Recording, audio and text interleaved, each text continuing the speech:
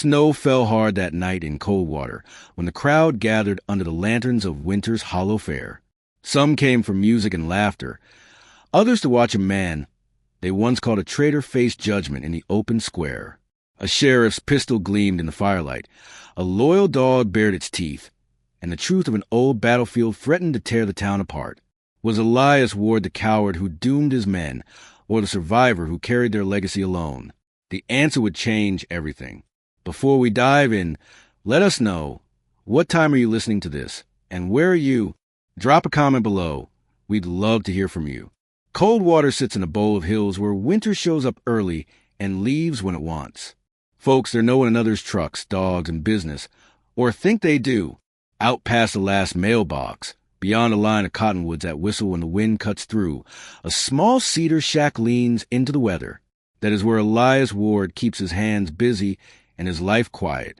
He is 55, shoulders a touch stooped, beard gone gray at the edges. If you pass him on the road, you might mistake him for any retired hand who favors flannel and boots. But people in town don't pass him on the road. They talk instead, low, fast, certain. Someone's cousin says he did what a man should never do overseas. Someone else swears a deputy saw a file. Murder. Betrayal. The words grow sharp in a diner booth and dull in the light of day, but they hang around just the same. Inside the shack, Elias works the way some men pray. A block of scrap pine on the bench, a carving knife in his palm. Shavings curl and fall like pale feathers to the floor. He does not sell what he makes. He stacks bears, songbirds, soldiers, and nameless faces on rough shelves and leaves them there, would turn into witness, hidden in the dark. It is his bargain with the past. Keep moving the blade, keep the ghosts at the door. Nights are the hardest. A nail pops in the wall, and his body flinches before his mind can argue. Sometimes the wind slams the eaves and he is back under a different sky, counting breaths and seconds, waiting for the next blast. When that happens, he locks the latch, kills the lantern, and sits on the floor until the tremor leaves his hands. He has learned to keep distance. No neighbors, no favors, no chances to do harm by accident. Better to be a rumor than a headline. Tonight the fire in the barrel stove runs low, throwing a restless orange. The light crawls across the carvings and turns gouges into scars, knots into eyes. Elias rests the knife and listens. Snow ticks against the window. From a battered radio on the shelf comes the crisp voice of the Coldwater station, steady as a metronome. Winter storm warning for the county. Heavy snow, dangerous wind chills, travel not advised. He reaches to raise the volume, and something inside him answers. A pressure, a shift, the air right before a door opens. The storm rolled in like a living thing, swallowing the valley before sundown. The sky pressed low and heavy, the kind that made every sound feel trapped beneath it. Snow hammered the shack walls, and the wind howled through the cracks like a voice trying to get in. Elias had nailed boards across the doorframe earlier that afternoon, checked the stovepipe twice, and Stack would hide by the stove. He knew how to ride out a storm, alone, quiet, waiting for daylight. But that night, the waiting felt different. He sat in the half-light, blade resting on the bench, when a faint noise slipped through the gale. A long, thin cry, high-pitched, gone before he was sure it had been there at all. Elias froze, staring at the door. He rubbed his temples, muttering, "Not now, not tonight." PTSD had fooled him before, turning thunder into artillery, a slammed door into gunfire. Then it came again, louder this time, a broken whine, cut short, followed by the shuffle of something moving outside. His chest tightened. He told himself to stay put, to ignore it, but his boots were already on, his hands already at the latch. When he opened the door, the storm punched him in the face. Snow blasted sideways, stinging his skin, filling his beard with ice. Just beyond the threshold lay a dog, a German shepherd, half covered in snow, its coat slicked with mud and blood. The animal tried to lift its head, but its body trembled so hard the effort collapsed it back to the ground. For a moment Elias just stood there, hand on the doorframe. Every instinct screamed to shut the door, to keep his world contained. "You're not my problem," he whispered, though the words broke before they were finished. Bringing it inside meant warmth, food, noise, a heartbeat other than his own. It meant risk. But then a memory struck him with the same force as the wind. A soldier bleeding out in a ditch overseas, eyes begging him not to leave. He had left then. He still woke drenched in sweat over it. The weight of that choice bent him to his knees at the threshold. He could not make it again. "All right," he muttered through gritted teeth. "Come on." He dragged the dog inside, kicking snow from the rug, shutting the storm out with a slam of wood and iron. The animal whimpered, paws raw and cut. Elias grabbed rag from a crate. A can of water warmed on the stove. He wiped away dirt and ice, wrapped the worst wounds in torn flannel. The shepherd flinched, then gave a low, trusting groan, pressing its head into his palm. Elias studied its eyes. Still clear, still alive. "You're tougher than you look," he said softly. The words felt strange, like talking to a ghost that answered back. Just as he settled the dog near the stove, headlights sliced across the snow outside. A vehicle slowed on the road, too familiar, too dangerous. His heart leapt. Sheriff Jonah Pike's patrol truck. Elias knew what folks thought him already. Now they'd say he'd stolen a dog, maybe hurt it. His hands shook as he doused a lantern and pulled the curtains tight. The engine idled a long minute before fading away, leaving only the shriek of wind. In the dark, Elias sat with his back to the wall, clutching the trembling animal against him. He felt the dog's ribs rise and fall, quicker than his own, the warmth of its body seeping into him. For years he had kept his world narrowed to silence and wood and fire. Now here was a creature that pulled him back into life without asking permission. He understood in that moment. Keeping the dog meant opening himself to everything he had been running from, the eyes of the town, the judgment of Pike, the truth of his own failures. The shepherd shifted, nudging its head against his leg. Elias tried to hold the tears, but they came anyway, hot and sudden. He bent forward, hand in the coarse fur, whispering through the sob that broke free after too many years. The storm raged on outside, but in the shack, Elias felt another soul pressed close to his own. By morning the storm had blown through, leaving the world quiet and bright, a white sheet tucked tight over the hills. The shack creaked as the sun inched up. Elias hauled the door open and breathed in air, so cold it bit his teeth. He brought in an armload of split logs, stomped his boots, and glanced toward the bedroll by the stove. The shepherd had made it through the night. Its breathing was slower, less ragged. When Elias set a bowl of water down, the dog lifted its head and lapped, careful, as if it didn't trust good fortune. He told himself to be practical. Feed it, clean its bandages, keep things orderly. But order didn't stop the trouble that came after dusk. Late that night, the dog startled at a branch scraping the siding and let out 2 short barks, hardly more than a cough. Elias's nerves lit up like a fuse. The sound cracked open a door in his head and dragged in heat, smoke, and shouting from far away. He pressed his forearm against his ribs, sat on the edge of the cot, and counted to 10 twice, then again. The shepherd whined and pawed at the door, nails ticking the wood. Each scrape echoed as if metal tore somewhere he'd sworn never to visit again. "Easy," Elias said, voice hoarse. "Not your fault.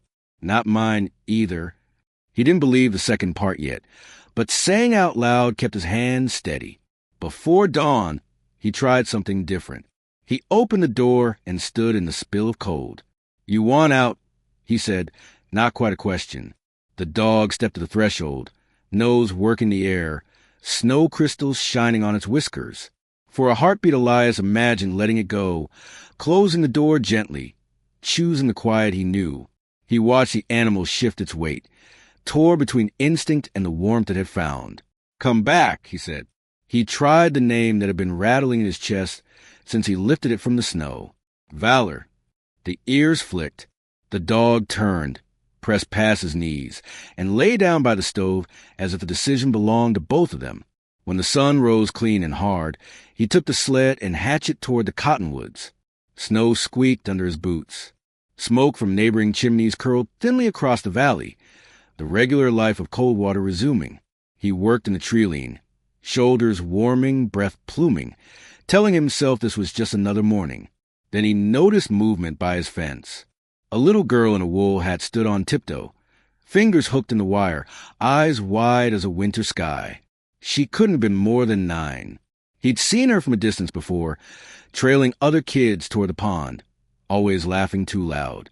He lifted a hand, unsure what to do with it. "You're not supposed to be out here," he said finally. She tipped her head, studying him like a bird considering a crumb. "You live in that little house." "Seems that way." "What's your name?" He weighed silence against manners and chose the softer of the two. "Elias." "I'm Marlowe," she said, as if they were neighbors who'd been meaning to meet. Her gaze slid past him to the open door of the shack. The shepherd had followed him out and now stood behind his legs, tail slow, bandaged paw lifted. Marlowe's face lit up. "You've got a dog." "Temporary," Elias said too quickly. She laughed, not mocking, just delighted to have found a secret. "He looks brave, like he'd sit between you and trouble." She wiggled her fingers toward the dog. "Hey there, brave friend." Valor's tail thumped twice. Elias stepped sideways, blocking the gap in the fence. "You should head home, Marlowe. Roads are slick." "My uncle says the roads are his business." She shrugged. "He's the sheriff." A taste like old pennies rose in Elias's mouth. "Go on," he said gentler. "It's cold." Marlowe's grin faltered, but she nodded, tugged her hat down, and trotted off, leaving a string of small boot prints stitched across the yard. Elias watched until she vanished behind a snowbank, then turned back toward the door, already cursing himself for letting curiosity find a path to his porch. He didn't have to wait long for the rest of it. Near noon, a county truck crawled by, tires biting ice. When it reached the bend, the driver's door opened and Sheriff Jonah Pike stepped out, gloved hands on his hips. He spotted two boys halfway up the ditch and raised his voice in that dry, official way that carried on cold air. "You kids keep moving," he called, "and you stay clear of that end of the road. Man out there isn't a sightseeing stop." Pike didn't look directly at Elias, but the message crossed the snow like a thrown stone. Elias felt the old bristle along his spine. He lifted a hand in what might have been a wave or a warning and got nothing back but the slam of a truck door and the churn of gravel under chains. By evening, the talk had already warmed up in town. Maggie's diner lives for storms and stories, and it got both that day, between slices of meatloaf and coffee topped off without asking. Someone said the old vet had a big shepherd holed up in his shack. Someone else said the dog looked busted up and mean. Opinions gathered like steam on the windows. It doesn't take much for a town to decide what it thinks it knows. Elias didn't hear the words, but he felt their shape as the light faded. Valor slept curled near the stove, nose tucked, chest rising steady. The shack smelled with smoke and wet fur and the tinny scent of iodine on clean bandages. Outside, children's laughter drifted thinly from a road where the snowplow had finally passed, a bright ribbon of sound in the cold. He sat on the stool and watched the dog's flank lift and fall. He'd taken in strays before, tools and habits, a way of living that didn't ask questions. This was different. This had a heartbeat, a face that looked back. He rubbed his thumb over a callus and listened to the quiet thud of his own pulse. "Somebody will come for you," he said under his breath, not sure if he meant the dog or himself. Worry crawled through him, familiar as an ache that flares when weather changes. It whispered the same old promise he'd learned to believe. Not again. They'll strip this away, too. The thaw after the storm brought more than dripping eaves and slush on the road. It brought Pike to Elias's doorstep.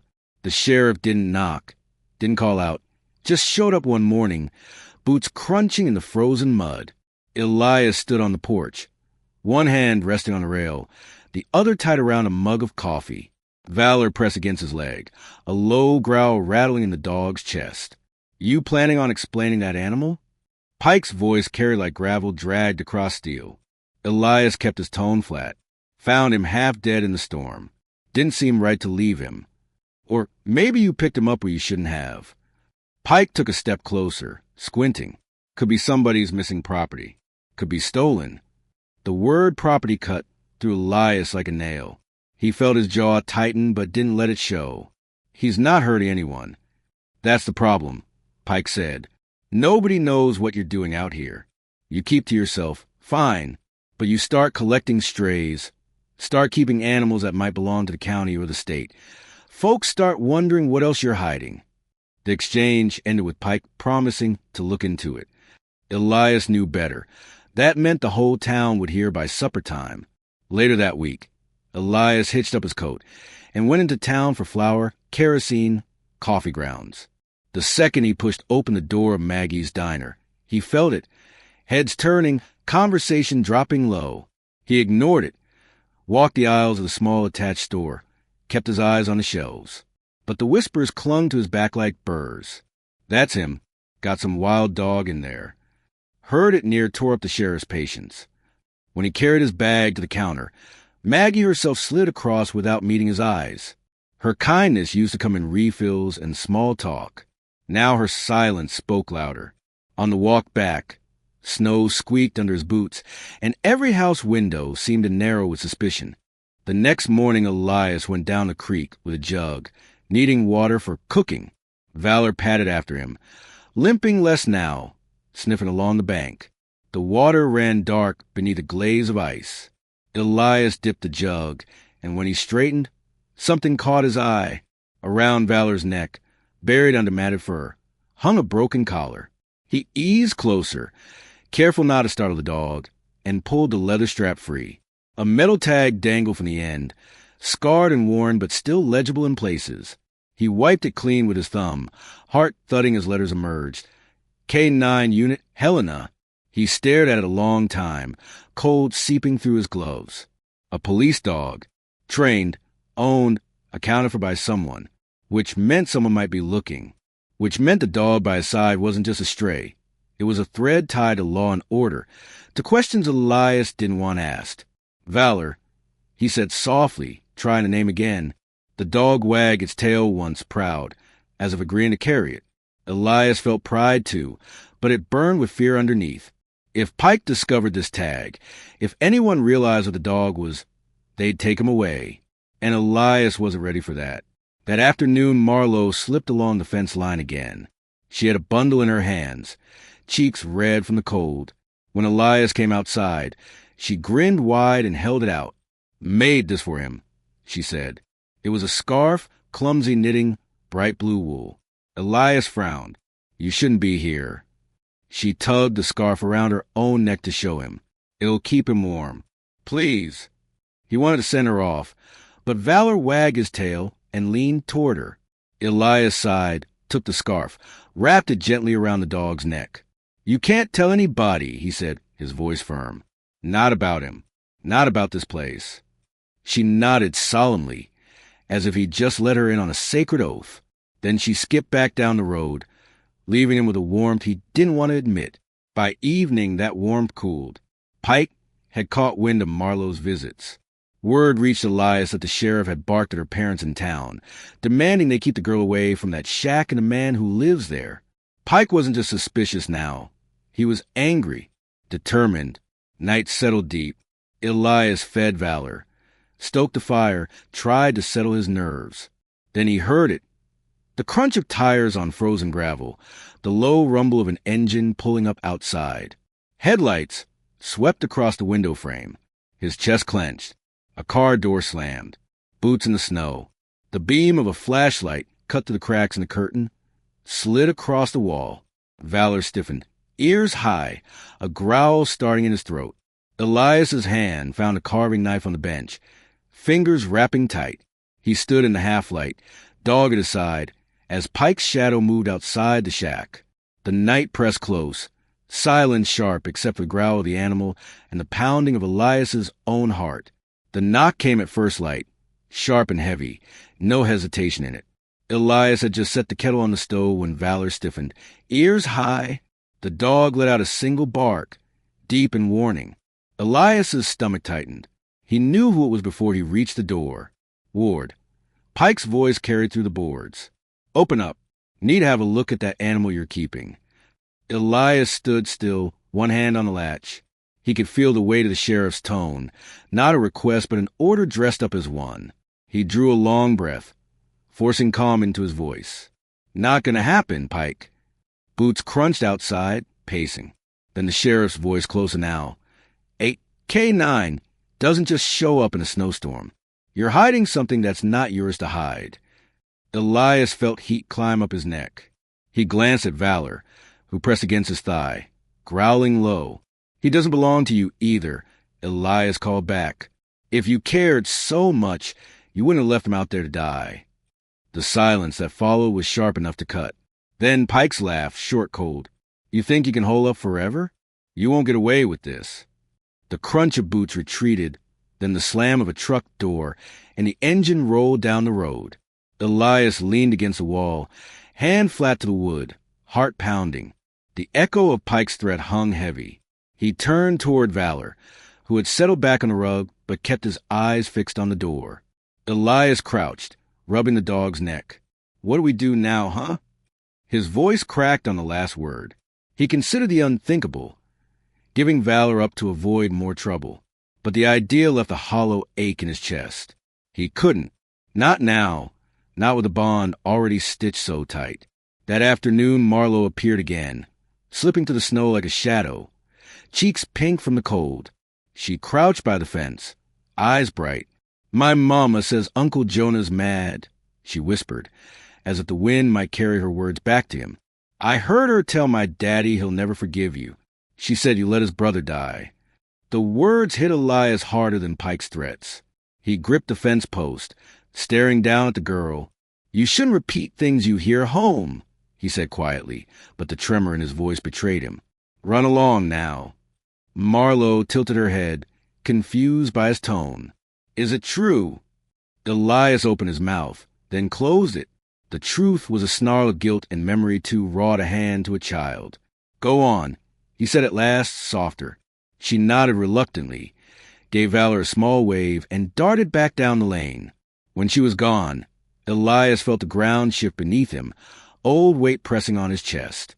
The past he'd buried under silence was not only alive, it had a name, a face, and it was Sheriff Pike. That night, unable to sit still, Elias dug through a box he hadn't touched in years. The smell of old paper and oil rose up. His hands shook as he pulled free a photograph, corners worn, edges curled. A row of men in fatigues stared out from the picture, young and grim.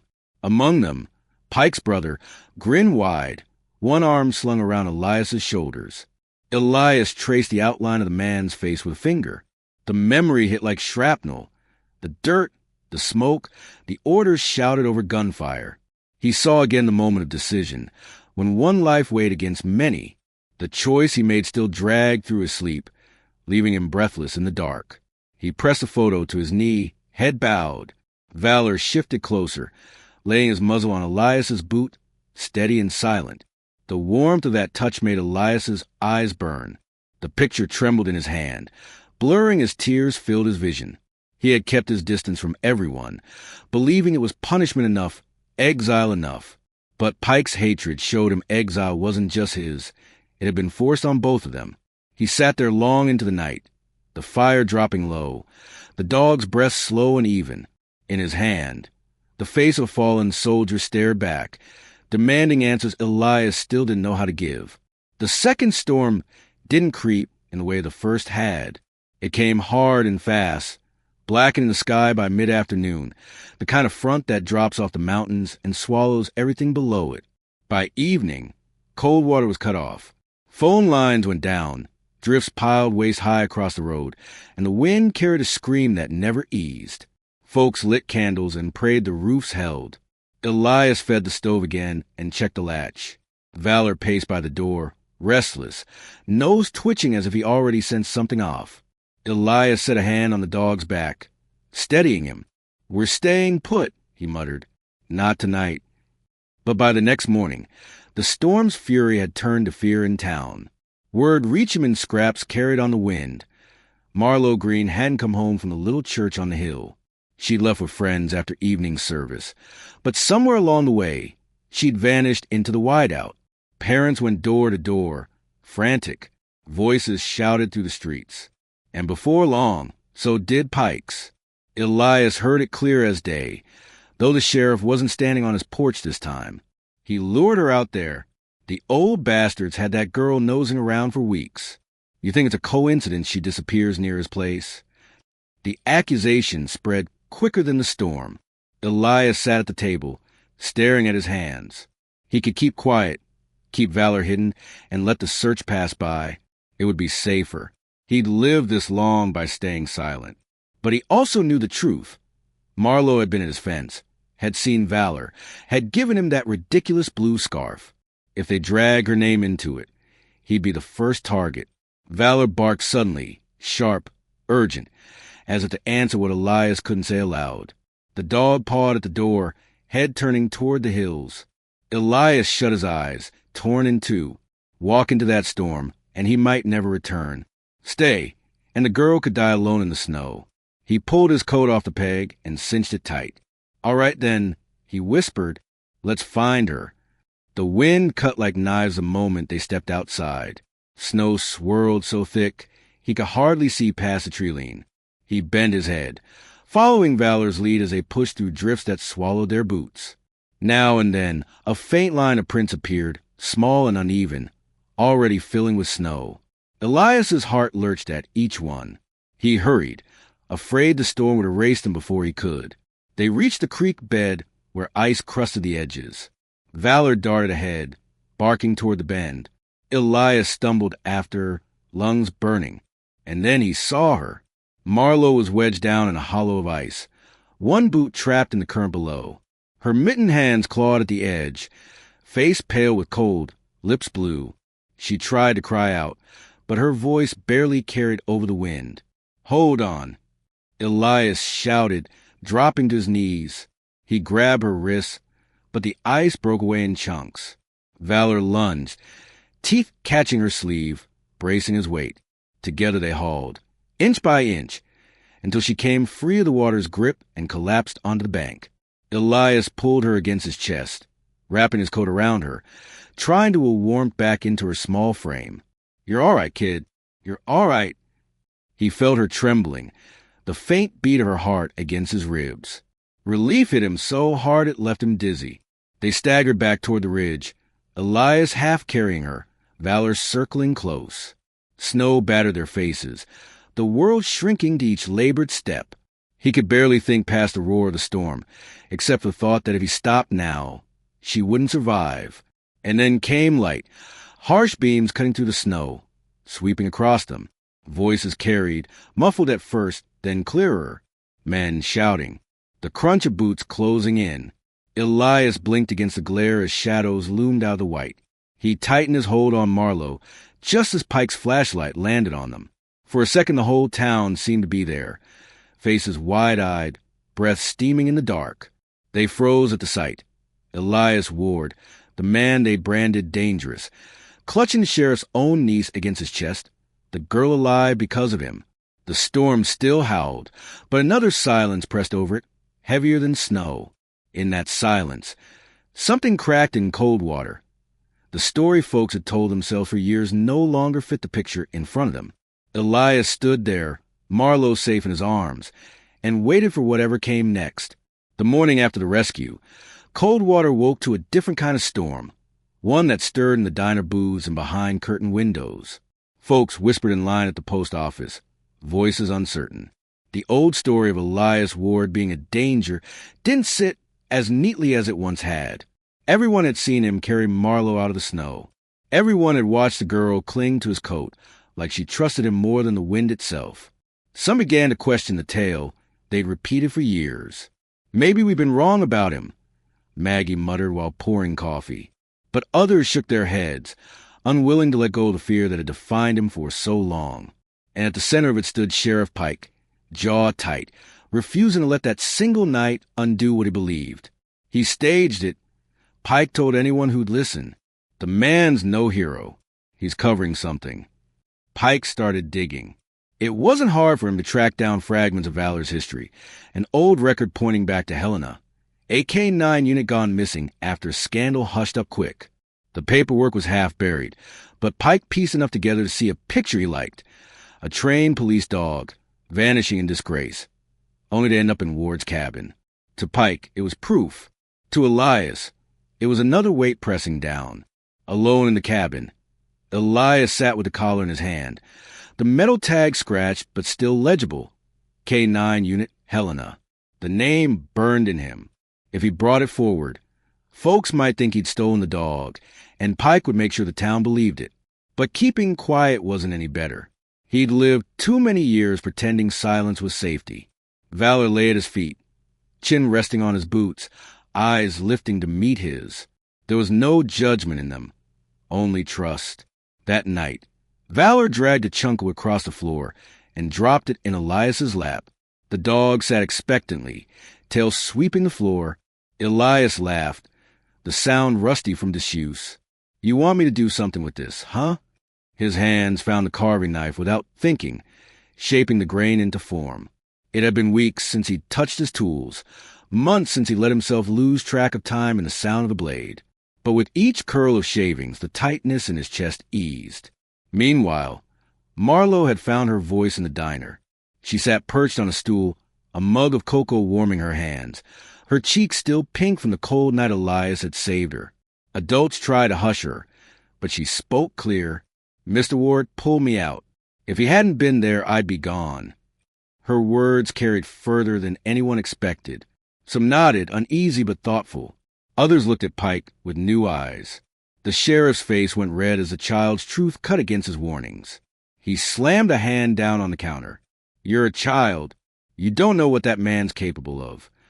But even as he barked, the seed had been planted. For Elias, Marlowe's defense was a strange kind of lifeline. He hadn't asked for it, hadn't wanted anyone standing up for him. Yet hearing her say out loud made something shift inside. The weight of being unseen, unwanted, wasn't absolute. But with that small light came the shadow of fear. What if she paid the price for being on his side?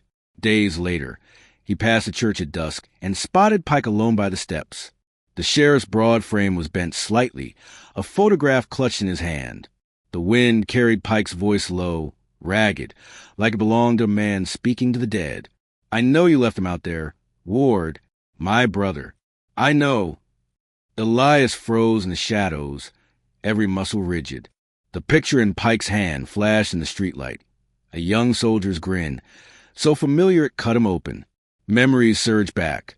The heat of battle, the ringing of gunfire, the desperate moments when choices are made too fast to undo. Elias had carried that night in silence for decades, but Pike's grief gave a new edge. Pike's whisper turned to steel. "I'll never let this town forget what you did. You don't get to walk free. Not now, not ever." Elias turned away, Valor pressing against his leg, as if urging him to keep moving. The snow crunched underfoot, and he felt the old ache rise. Guilt braided tight with anger. He knew the fight ahead wasn't about a dog anymore. It was about the past refusing to stay buried, and whether he had the strength to stand against it. Coldwater had never been a place of loud arguments, but the silence that settled over Main Street spoke louder than shouting. Folks crossed the street rather than face one another. Friendships frayed as neighbors whispered behind closed doors. Half the town clung to Pike's word, insisting Elias was dangerous and needed to be watched. The other half, quiet, hesitant, couldn't shake the memory of him carrying Marlowe out of the storm. At Maggie's diner, the air was heavy. Elias slipped in one morning for flour and salt, but before he could leave, Maggie stopped him. Her voice carried just enough of those at the counter to hear. "Elias, you can't keep sitting in that cabin waiting for them to make up their minds. You gotta choose. Either keep hiding or show them who you really are." He met her gaze, the weariness in his eyes betraying the fight inside. "And what if who I am is the very thing they already fear?" Maggie shook her head. "People see what they're told to see. But I've seen you with that dog. I've seen you with Marlowe. That ain't the picture Pike's been painting." Her words stayed with him long after he left. That night, sleep refused to come. Instead, memories dragged him back to a battlefield years ago, the air thick with smoke and the cries of men calling for help. Pike's brother lay bleeding, pinned down, eyes wide with terror. Elias remembered shouting orders, the weight of command pressing down as bullets rained. He had been forced to make an impossible choice. Pull back to save the unit or stay and lose them all. He pulled back, and with every step away, he felt his soul split. The guilt had never left him. It gnawed through the years, shaping the man he became. To Pike, it was abandonment. To Elias, it was failure dressed as duty. Unable to carry the memory any longer, Elias turned to wood and steel. He dragged a block of cedar to the center of the cabin, lit the lantern, and set his knife to work. Each stroke carved away the silence, pulling form from a grain. Slowly, a figure emerged, a soldier collapsing to his knees, flag clenched tight in his hand, as if refusing to let go even in death. Chips would scatter across the floor, the smell of fresh cedar filling the room. Valor sat nearby, head tilting as though he understood. Every so often, the dog gave a soft bark or rested his muzzle against Elias's leg, steadying him when the past threatened to choke him. "This is what I should have said all those years ago," Elias whispered to the unfinished figure. That we didn't forget him, that he wasn't left behind. But peace never lasted long. Pike came unannounced, the crunch of boots outside warning Elias too late. The sheriff pushed through the door, eyes darting immediately to the half-finished statue, then to the photograph propped on the shelf. The old platoon, Pike's brothers smiling among them. Pike's face hardened. "So you keep trophies now?" "A picture of the man you abandoned. That statue you carving his death, Ward. A reminder of how you left him." Elias straightened, knife still in his hand, though his grip shook. "That photo, it's not a trophy. It's all I've got left of a man who deserved better than Ward gave him. I carried him with me because I couldn't carry him off that field." Pike's jaw clenched, pain twisting his words into fury. "Save your excuses. I'll take this to the council. They'll hear how you kept my brother's face like a prize. They'll hear what you are, and I'll make sure you're finished here." He stormed out, leaving the door banging in the wind. Elias stood frozen, Valor growling low at the empty doorway. His eyes drifted back to the statue. It stood unfinished, the soldier's hand still half-formed around the flag. Elias reached out, tracing the rough wood, his chest tight with dread. He saw the truth clear. The time for hiding had ended. Pike was right about one thing. There would be no forgiveness without a fight. He looked down at Valor, whose steady gaze never wavered, then back at the wooden figure, its silent cry locked in grain. The battle waiting outside wasn't fought with rifles or sandbags, but it was a battle all the same. Elias exhaled, long and shaky. "Looks like we're headed into it, boy," he murmured. "No more running." For days Elias wrestled with the truth he had spent half his life avoiding. If he stayed in the shadows, he would keep his quiet and maybe even his fragile peace. But shadows had a cost. Sooner or later, they would swallow Valor, the only soul who had stood by him without judgment. They would erase the respect he had only just begun to glimpse from Marlowe and a few others. And they would bar forever the chance to stand among people again, not as a ghost, but as a man. The thought of stepping out, truly stepping out, turned his stomach. He saw in his mind the firelight of battlefields, the blood on his hands, the look in Pike's brother's eyes as he ordered to retreat ripped through Elias's throat. Facing the town meant dragging that past out into daylight. It meant giving them the same chance Pike had already taken, to call him traitor. When word came that Pike had called a town meeting, Elias felt the walls of the cabin close in. Maggie stopped by earlier that morning, setting a sack of coffee and biscuits on his table. She didn't linger, but her words did. "They'll be talking about you whether you're there or not. Better to walk in standing than let them spit your name when you're not around to answer." By dusk, the church hall filled with murmurs. Folks crowded wooden benches, coats still dusted with snow, breaths fogging the air. Pike stood tall at the front, his badge catching the lantern light. His voice carried with the force of years in uniform. "We all know what kind of man Elias Ward is. He abandoned my brother in war. Now he hides a stolen dog, a trained K9. That's not loyalty, that's theft. Do you want a man like that living among your children?" A few heads nodded, some muttered in agreement, but others stayed still, uncertainty etched on their faces. Father Thomas rose in the front row, his hands clasped before him. "Sheriff Pike, with respect, the same man you accuse carried your niece out a storm that would have killed her. I was there when she was brought inside, blue with cold. If that's a monster, then Lord help us, we need more of them."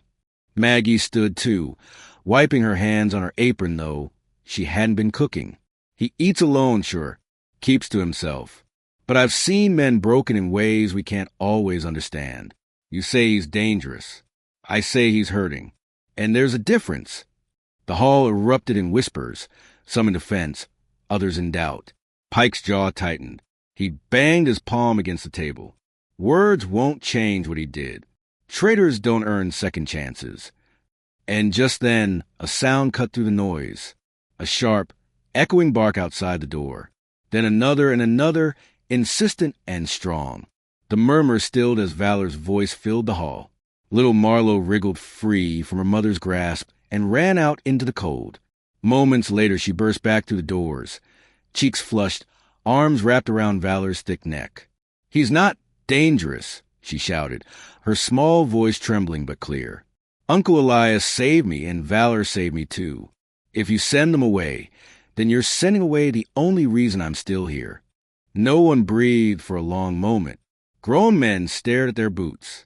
Mothers shifted, holding children tighter. Then the door opened again, and Elias stepped inside. The hush deepened.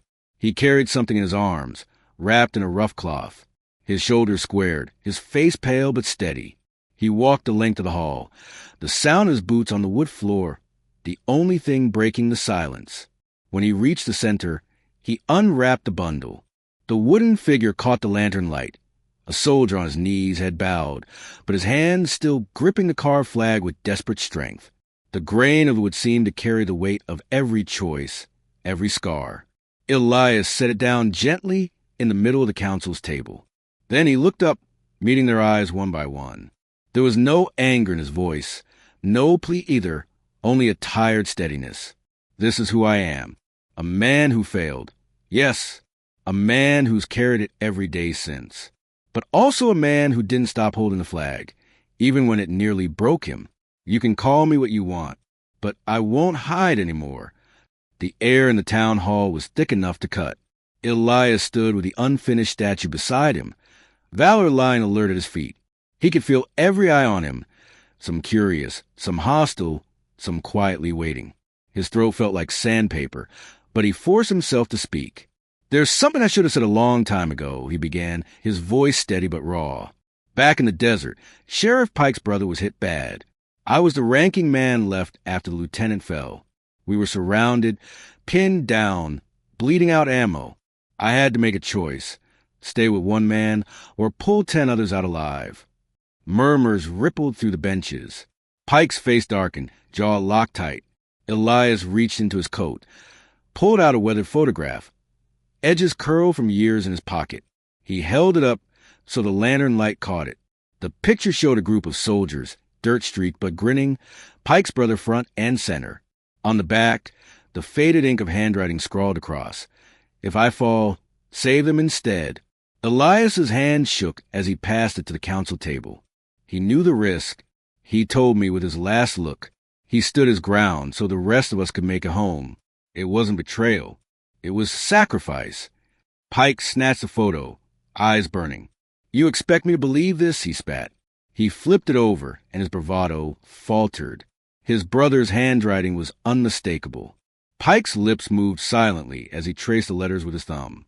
The hall was so quiet that every creak of the old building echoed like a drumbeat. Maggie dabbed her eyes with the corner of her apron. Marlowe clutched her mother's hand but whispered, "Uncle Elias told the truth." Pike looked up, face caught between fury and grief. Why didn't you tell me?" Elias swallowed hard. "Because I couldn't stand the look I knew you'd give me.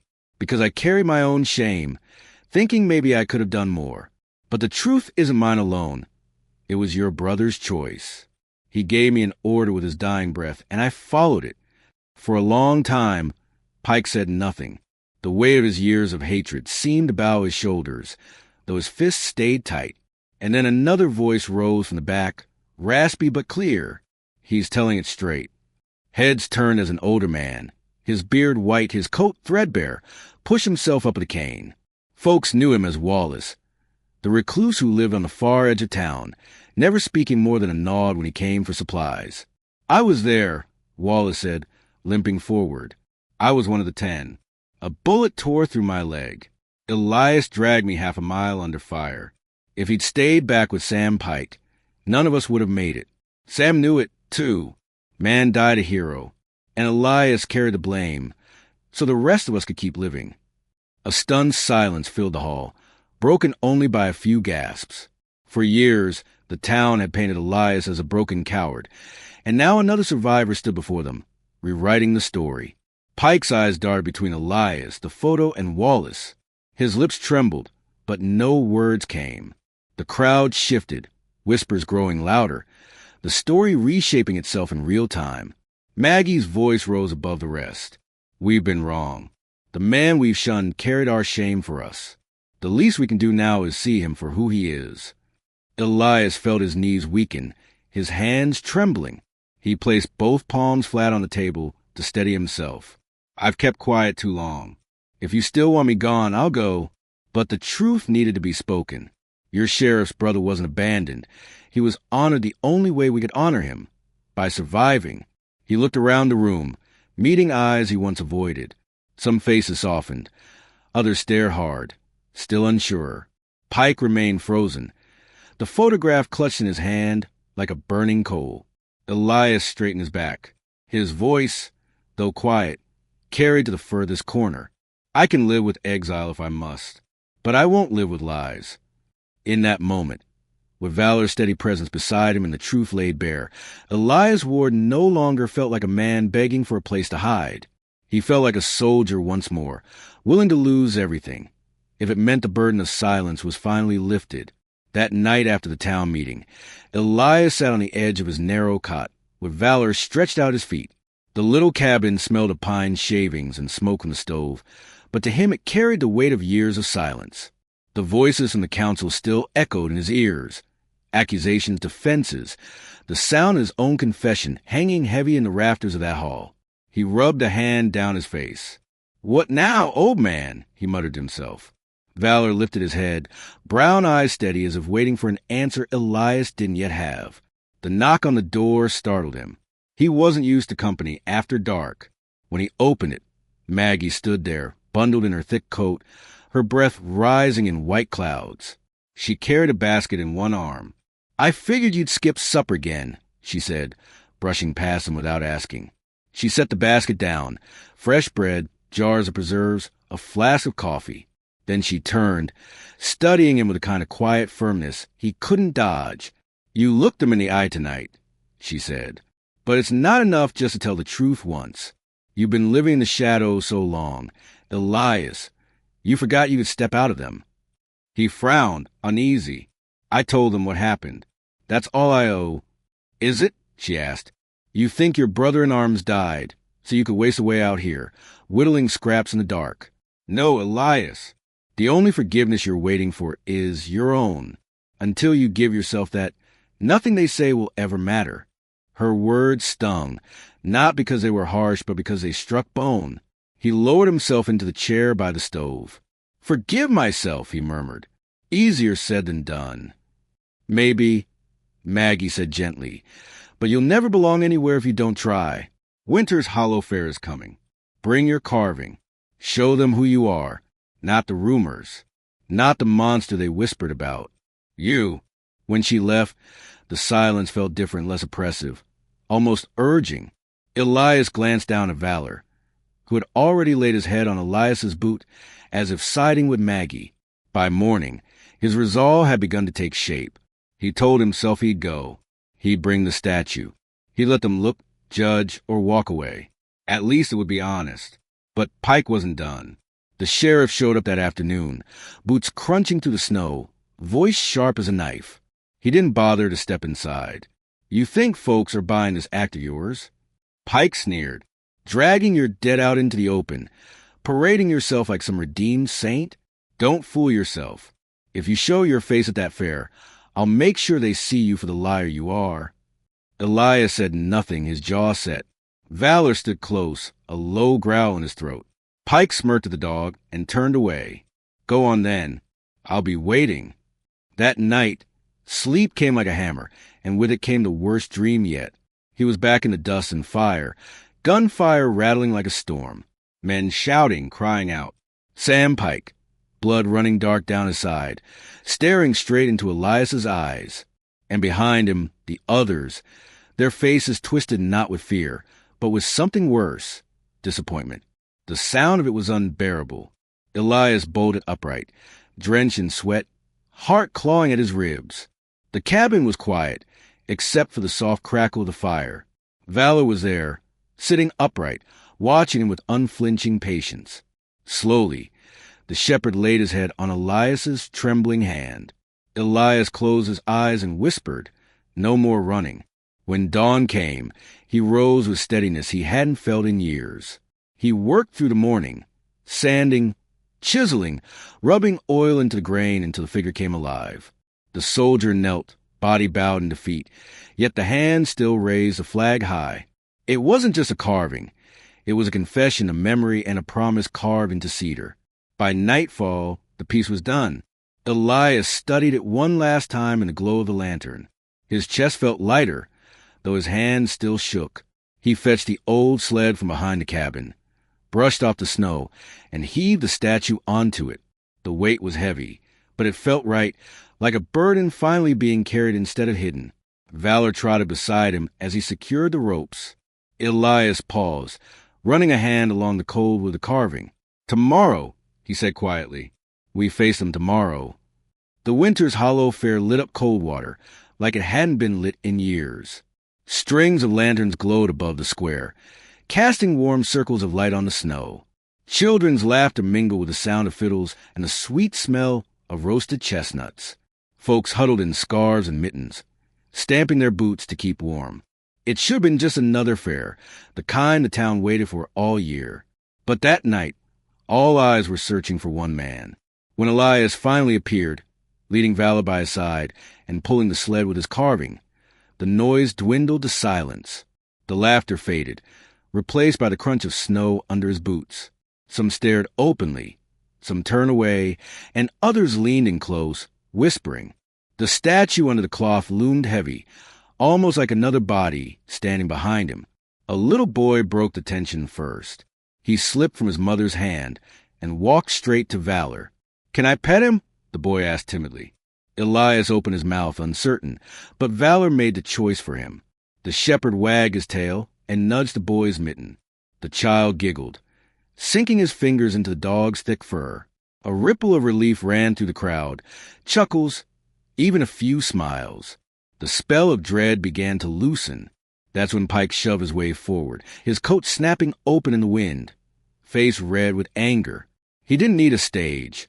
His voice was enough. "Don't be fooled," he shouted, pointing straight at Elias. "This man is no hero. He's a coward who abandoned his post, and now he drags around ghosts to beg for pity. You think one carving makes up for the blood on his hands." Gasps and murmurs rose like sparks. Then Pike yanked a folded paper from his coat, the letter Elias had shown days earlier, and with one furious motion, tore it clean in half. "This," Pike roared, holding the shreds, "is a lie." He forged it to save his own skin. The square erupted, some folks shouting in protest, others whispering that maybe Pike was right. Elias stood still, the cold biting his face, the old weight of shame pressing at his ribs. His first instinct was silence, to let the storm roll past. But then he saw Marlowe standing near Maggie, her little fist clenched, eyes wide with fear and loyalty. He realized silence would betray her as much as it had betrayed himself. He stepped forward, his voice low at first, but clear. "Sheriff Pike is right about one thing. I carry blood on my hands. I was ordered to hold the line. When Sam fell, I had to choose, stay for one man or pull the others out alive. I chose the many, and I've lived with that weight every single day."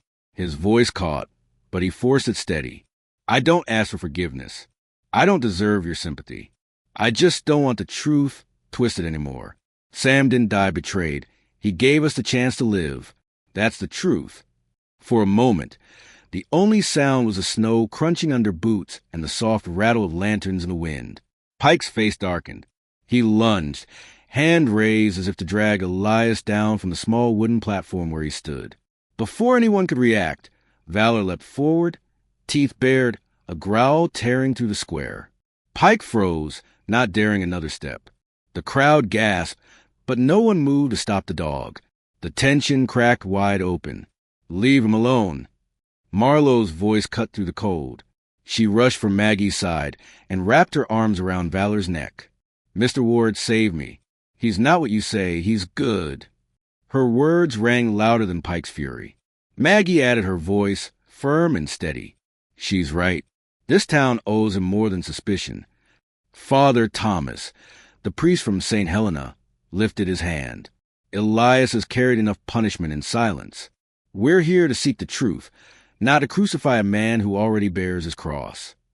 The square swelled with voices, some agreeing, some shouting Pike's words back at him. Families argued among themselves. A man called out that Elias should leave. Another countered that he had earned a place.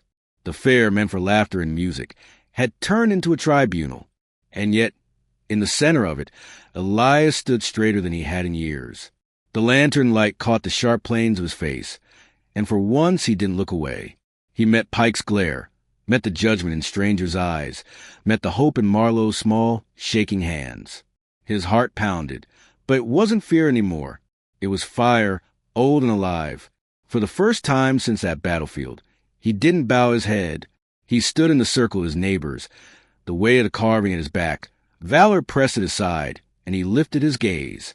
Snow fell heavier as the night deepened, thick flakes blurring the lanterns strung across the square.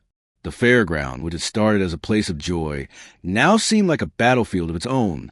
Voices rose and clashed, half the town arguing that Elias had carried his burden long enough, the other half echoing Pike's fury that he could never be trusted. The air itself felt torn in two. Pike pushed forward through the crowd, his jaw set, his coat dusted white with snow. His voice carried above the wind. "You think this man deserves your sympathy? He's not only a traitor. He's harboring government property. That dog is a service animal gone missing, and by law, he belongs in custody, just like Ward should be." Gasps rippled through the crowd. Maggie stepped forward, but Elias raised his hand to stop her.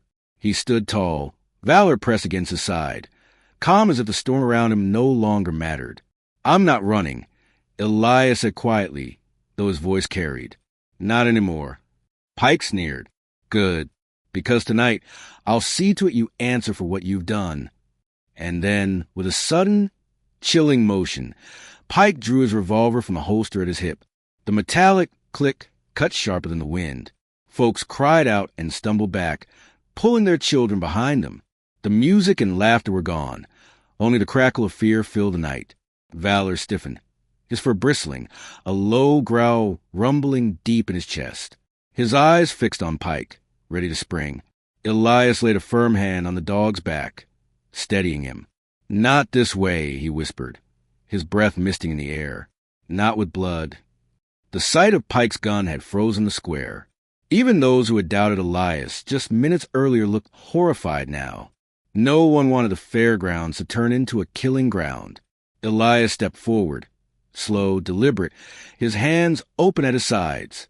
His boots crunched against the snow as he closed the space between himself and the barrel aimed straight at his chest. He could feel Valor's tension at his heels, but he didn't falter. "Go ahead, Pike," Elias said softly. "If you think pulling that trigger will bring your brother back. But you know as well as I do, Sam wouldn't want this." Pike's grip tightened, his knuckles pale against the dark metal. "Don't you dare speak his name." Elias didn't stop. He moved one step closer, until the muzzle was less than a foot from him. The crowd held its breath. "The last time I saw Sam," Elias said, voice steady but rough with memory, "he was bleeding out. He grabbed my arm and forced me to pull the others back. He knew he wouldn't make it. He told me to lead them out, to save as many as I could." He swallowed hard, forcing the words past the old ache. "Your brother didn't see me as a traitor. He gave me his trust with his dying breath. And now you're taking that sacrifice and twisting it into hatred. You dishonor him every time you call me a coward." The snow thickened, muting sound, as if the whole world leaned in to listen. Pike's hand shook. The gun wavered, no longer steady. His eyes burned with years of rage. But behind them was something else now, something breaking loose. The silence stretched, long and heavy. Then, slowly, Pike's arm dropped a few inches. His shoulders trembled, his face caught between fury and grief. Around them, no one dared speak. The crowd stood hushed, waiting. The only sound was Valor's low growl fading into a whimper, his head pressed against Elias's side, as if urging him to stay standing. Elias didn't move, didn't flinch. His eyes never left Pike's. The years of shame, of hiding, of burying his truth, all of it had led to this moment. He was done lowering his head. Pike stood frozen, gun halfway lowered, his breath ragged in the cold. The hatred in his eyes hadn't gone, but doubt had slipped in like a crack in stone. The square still glowed with firelight and lanterns, though the snow kept falling thick, catching in people's hair and on their coats. Elias stood in the middle of it, his chest rising and falling as if he'd just run a long distance. Pike's revolver was lowered, but the tension in the air hadn't broken. No one dared move, no one dared breathe. Then Elias bent down to the sled at his side. His gloves brushed snow from the carved figure he had carried here tonight, and with careful hands, he lifted it high enough for the crowd to see. He set it down in front of Pike, with a firelight painted every line of it in warm orange. The wooden soldier was carved with weary detail, slumped at the knees, body broken by battle, yet one arm still raised, clutching a flag that leaned forward as if in a final stand. The grain of the wood caught the light, like veins of memory. Elias's voice cracked at first, then steadied. "This is how I remember your brother. Not as a man betrayed, but as a man who saved the rest of us. He told me to take them out. Pike. He gave me his blessing to live. I have carried this memory like a stone on my back all these years. This is his legacy, not mine. I only survived to bear witness." For a long moment, the only sound was a fire snapping and the wind curling between buildings. Then, breaking that silence, a small voice called out. Marlowe, Pike's own niece, pushed past the adults and ran across the snow. She dropped to her knees beside Valor, wrapping her arms around the dog's thick neck, then looked up at Elias with wide, trusting eyes. Her hand slipped into his, small and sure. "I believe you," she whispered, though the words carried. "You saved me. You're not bad." The sight pierced through the crowd more deeply than any speech could. A child choosing to trust, to stand without fear. That image was stronger than argument. Someone in the back shouted, "He's telling the truth." Another voice rose. "Ward saved lives. He belongs here." And soon more voices overlapped, rippling outward. Pike's face twisted, his eyes darting from the statue to the girl holding on to Elias, to the townsfolk who had once followed his lead now turning against him. His mouth opened as if to protest, but no sound came. The revolver sagged completely, his arm dropping to his side. He stared at the carved soldier as though the wood itself accused him. The fury that had driven him for years cracked apart, leaving something hollow and raw. Shame carved deeper lines into his weathered face than anger ever had. His lips trembled, but no words followed. He looked once more at Marlowe, her small hands gripping both Elias and Valor, her eyes full of certainty, and the fight drained out of him with a shuddering breath. Pike slid the revolver back into its holster.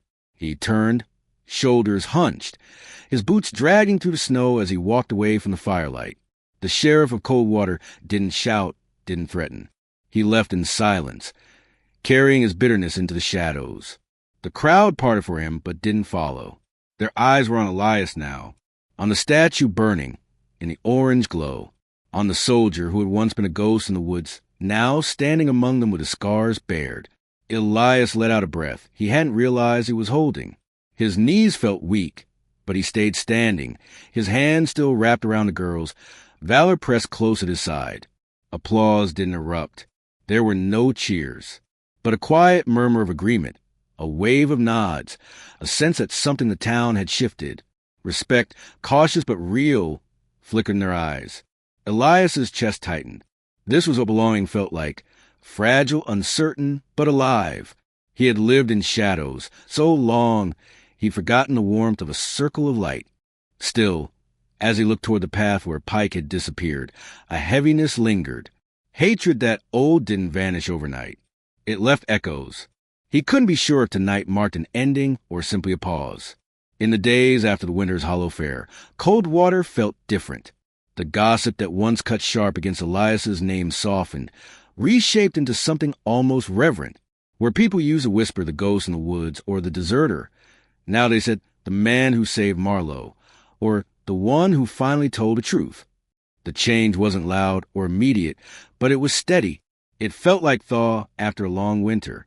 At his cabin, Elias still rose with the dawn, still split wood and walked the ridge with Valor patting at his side. But even the air around him carried a lighter weight. When he went into town for supplies, eyes met his without flinching. A grocer nodded. A boy lifted a hand in greeting. Small gestures, but to Elias, they felt monumental. One afternoon, Maggie knocked on his door, her cheeks flushed from the cold. She carried a basket of biscuits wrapped in a checkered cloth, but it was her words that pressed deeper than the gift. "Elias, you've hidden yourself long enough," she said, easing down onto the chair by his fire. "You've earned a place among us. Folks want to know you. You can't keep clinging to this cabin like it's a punishment." Later, Father Dawson from St. Helena arrived, his hands clasped in front of him, voice steady but kind. "Your silence was your shield, Elias, but shields grow heavy. Maybe it's time to set it down and walk closer to the rest of us. Not as a soldier, not as a ghost, but as a man." Elias listened, his fingers resting in Valor's fur. Part of him longed to believe them. Another part held back, afraid that stepping forward might awaken old shadows. But something in his eyes had shifted. He no longer looked away when people spoke, no longer bent beneath invisible weight. The thought of belonging no longer felt impossible. Meanwhile, Pike had vanished from the rhythm of town life. He no longer patrolled the streets or presided over meetings. Rumors spread. Some said he resigned in disgrace. Others claimed he was holed up nursing his shame. What was certain was this: his name no longer carried the same authority. It was on a gray morning, with frost still clinging to branches, that Pike came to Elias's door. He didn't knock. He stepped inside like a man stripped of ceremony, his breath fogging in the cold air. He reached into his coat pocket and set something on the table, the worn brass sheriff's badge that had once given him power over every life in Coldwater. "I can't forgive you," Pike said, his voice low, words clipped like a man forcing them out against his will. "Not yet. Maybe not ever. But I can't deny what's true. My brother chose his fate. You carried it. That's more than I've been willing to see." Elias didn't argue. He didn't offer comfort. He simply nodded, his face unreadable, though something loosened in his chest. Their long battle hadn't ended with victory or defeat, but with acknowledgement. Sometimes that was all there could be. Pike turned, leaving the cabin as quietly as he had come, his boots crunching away through the frost. Weeks later, the statue Elias carved found a new home. It was placed at the front of St. Helena's Church, not hidden in a cabin, but standing in a pool of candlelight. Parishioners came to look at it, some to pray, others simply to remember. The soldier carved from pine and pain became more than Elias's burden. It became Coldwater's symbol, a reminder of sacrifice, a witness to truth. Elias entered the church one evening when no one else was there. The air smelled of wax and pine needles, faint echoes of carols still lingering from the season past. He walked slowly down the aisle, Valor's nails clicking on the stone floor, until he reached the front where the statue stood. He sat in the front pew, the flames of a dozen candles flickering shadows across the soldier's bowed head and raised flag. Elias leaned forward, elbows on his knees, and he let himself be still in a sacred place. His breathing slowed. The memories that once clawed at him, gunfire, blood, the look in Pike's brother's eyes, seemed to quiet in the candlelight. The statue was no longer just his penance. It belonged to everyone now. Elias whispered to himself, barely audible, "It's laid to rest." The next winter came with its own quiet promises. Coldwater was covered in snow again, lanterns swinging from the eaves, laughter carrying across the square as families gathered for the winter's hollow fair. Where once Elias had stepped into this place with fear tugging at every breath. This time he arrived with a steady gait and a small booth of his own. He had built it with his hands, just a simple wooden frame dressed with pine boughs. On the table lay his carvings, a deer caught mid-leap, a cradle of angels, a weathered soldier holding a lantern. People came by, not with suspicion, but with genuine interest. Some asked about the details. Others bought small pieces to take home. Children gathered at his feet, more often drawn to valor, who stretched out contentedly, tail thumping against the ground. Tiny hands reached to stroke his fur, and he accepted it all with patient grace. For Elias, every smile he received felt like a stone lifted from his chest. He wasn't just being tolerated. He was being welcomed. He caught himself laughing more than once, a sound that felt foreign to his own ears, but quickly turned familiar. Later in the day, Maggie passed by, her eyes warm. "See," she teased gently, "you belong here more than half of us. Took you long enough to notice." Elias only shook his head with a grin. "I'm still learning how to believe it." As twilight deepened, the fair turned to music and firelight. People danced in the square. Couples held hands, and snowflakes glittered beneath lantern beams. Elias leaned against his booth, watching, a quiet peace filling him. Inside, his thoughts turned clear, as if the year's struggle had carved out a truth he could finally hold. "We don't choose the wounds we carry," he thought, his eyes on the statue that sat at the edge of his booth, "but we choose what to do with them. We can keep them as chains, or we can let them remind us of courage, of kindness, of the people we've lost and the life still ahead." He breathed deeply, not with the weight of guilt, but with something close to gratitude. For once, the silence inside him wasn't empty, it was full. When the fair wound down and Elias began to pack up, Marlowe approached, her cheeks rosy from the cold. She placed her small hand on his arm and leaned in close. "Uncle Ward," she whispered. She'd taken to calling him that.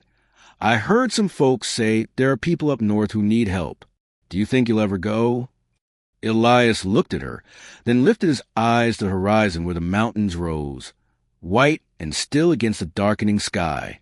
Valor stood, shook the snow from his coat, and gave a short bark as if echoing the question.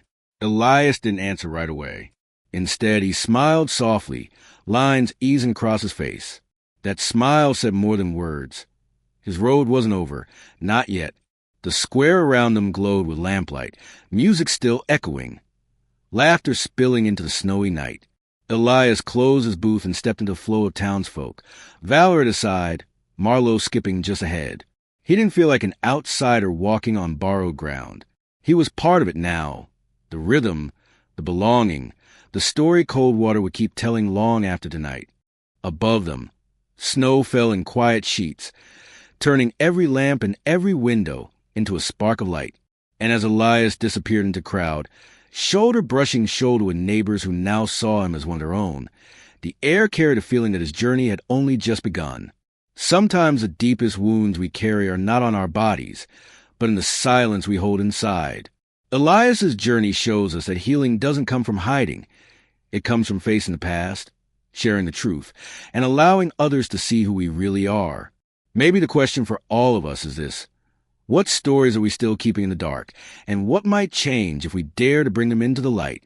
If this story touched you, make sure to subscribe so you won't miss the next journey we share together.